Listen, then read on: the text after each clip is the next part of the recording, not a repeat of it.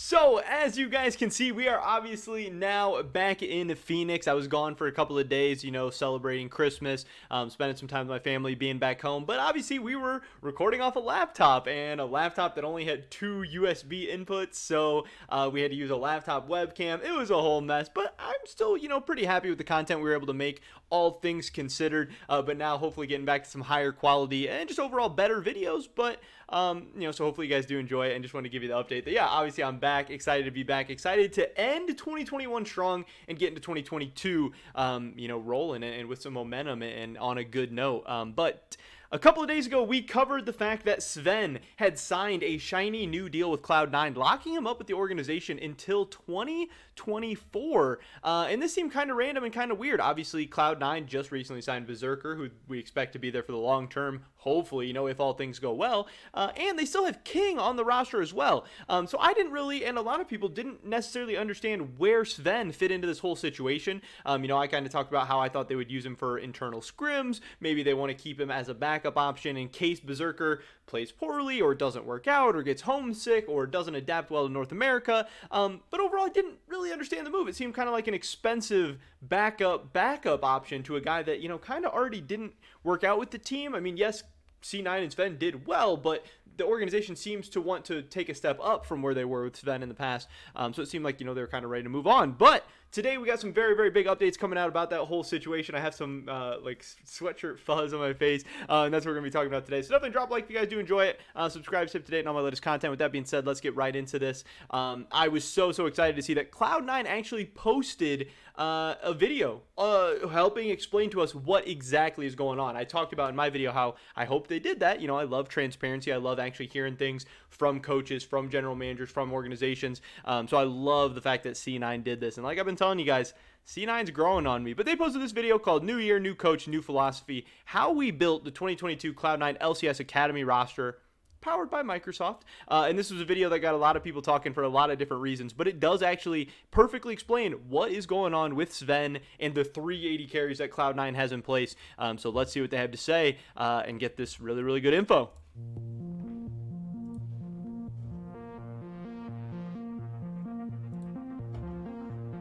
Hey everyone, it's LS, and today I want to talk about the decisions that went into the LCS and the Academy roster and what is going to be happening with them. So the Academy roster is going to have Darshan in top lane, Malice in the jungle, Copy is going to be in the mid lane, and then we're going to have King being the starting AD carry for the Academy, as well as Isles in the support position. So a couple interesting things here. Obviously, he said King is going to be the starting AD carry, meaning that Zven was just signed to a 3-year extension, or maybe a 2-year extension if he already had 1 year left on his contract, to not be the Academy AD carry and not be the starting LCS AD carry. Kind of interesting and kind of unprecedented. Not really something we've seen a lot of before. And then obviously Isles being the Academy support, meaning that Winsome is going to be the starting LCS support. We heard that there was going to be a starting support, competition, that we were going to see how Korea went. Maybe one of these guys would be starting over each other. And it seemed like some people were even hinting that Isles was maybe going to be the starter, because, Winsome's still kind of new and experienced, all that stuff. But I never really bought into that. If they're bringing Winsome over, and they're having him play for Cloud9, I fully expected it for him to be the starter. So I'm not shocked by this, but this is big news. I don't know if this has been announced previously that Winsome is going to be the starting LCS support. Again, I hadn't seen it at least, and I'm on Twitter and YouTube 24/7. So maybe I missed something. But this is news that Zven is not starting in Academy, and Winsome is going to be starting in the LCS. Pretty big updates. So a lot of people are probably wondering, where is Zven, especially because it's already been talked about that he is still a part of the team.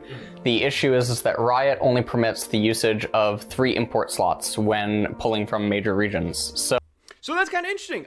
This was something that I hadn't really thought of before, and honestly, I don't even remember if I knew this or not. I feel like I've probably heard this, or I've probably known this previously or something, but I totally forgot about it. Like I did not remember this, and maybe I never even knew it, but Riot only lets you have 3 imports in your organization between, Academy and the LCS. This is part of their initiatives to obviously get more North American talent, progressing and developing and all this stuff. So if you use 0 or 1 import slots, in your LCS team, you can use 2 import slots in the academy. But if you use two import slots in the LCS, like Cloud9 is going to be doing with Summit, with Berserker, then that only leaves them a single spot in the academy roster, meaning Zven, obviously, this means he was not able to get his green card yet, which, has been speculated that, hey, maybe Zven will be able to get his green card in between spring and summer. Maybe he'll get it before 2023. I don't know. It's got to be relatively soon, depending on if he's in the application process or not.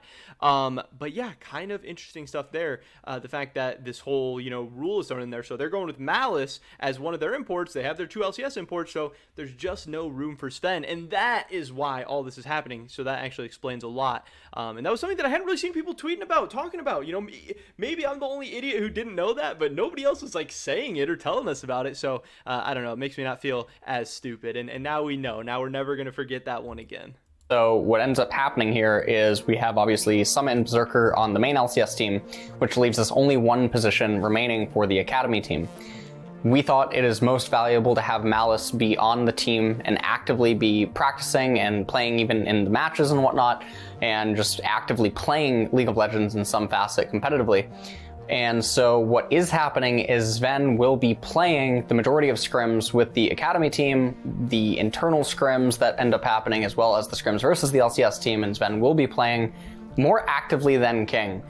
The reality is that King is just going to be playing in the matches, although he'll be having way less practice time and way less scrimmage time. He will still be participating in all the internals and whatnot, but Zven is effectively still the academy AD carry. This may seem really weird to some people, but ultimately, Riot doesn't care about Academy.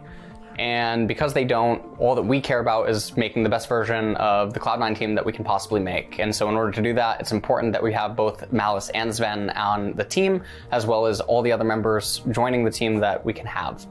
Obviously, what a lot of people are probably thinking is, isn't there too many people on the team? And I don't think that's actually the case at all, because again, the goal is to try to make the best version and the best practice environment that Cloud9 can possibly have, and that's why it's been constructed in that manner.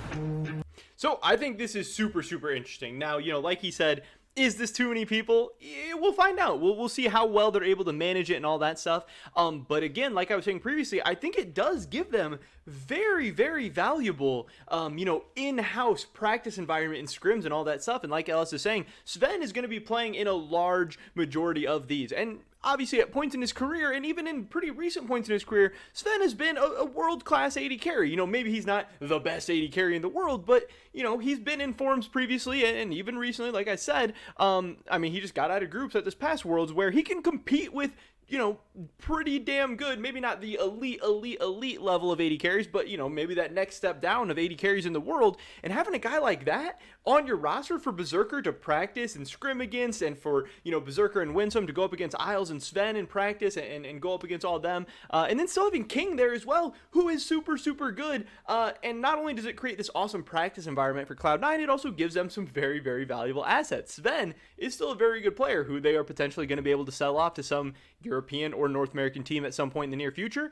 And King as well is also just that. And then if they do end up selling off one of those guys, they still have the other one to still slot in for Academy, to still practice and scrim against. I think Cloud9 is winning in a lot of different ways here. Now, it is very, very interesting and again, very unprecedented that King is not going to be playing a majority of the scrims, is not going to be playing a majority of the games, but is going to be playing the academy games.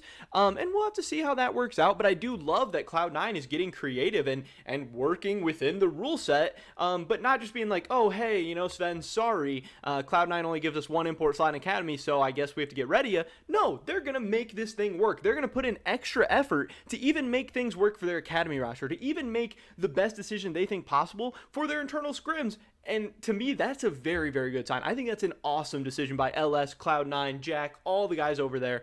Very, very creative solution that I feel like a lot of LCS teams would be afraid to make or not be willing to make or whatever. And I think it's going to end up working out really, really well for Cloud9. Now, it is just AD carry at the end of the day. And, is AD carry the best position to maybe have, super, super good internal scrims with? I don't think so. I think they'd maybe benefit from doing this with some other positions or getting some more players involved. But either way, I think it is a good start, a good step in the right direction. And, the Cloud9 having the issue of having too many good AD carries. It's a pretty good problem to have, and a problem that a lot of other teams in the world maybe wish they had. But I did love that, LS gave us a little insight into what's exactly going on. And again, I love that transparency coming from the org, coming from the head coach. Obviously, him saying the line of like Riot doesn't care about Academy kind of had a lot of people fired up. He did say, clarity on my comment in the C9 videos, not everyone will see the Reddit comment. The doesn't care about Academy is that there is no incentive to do well in Academy. First or last makes no difference since it is up to teams and managements to decide your play. Now, I don't really, when I first listened to it, and I think when everyone listened to it, that's not really what they got from what LS was saying at all. And I think that's why he's faced a lot of backlash from like,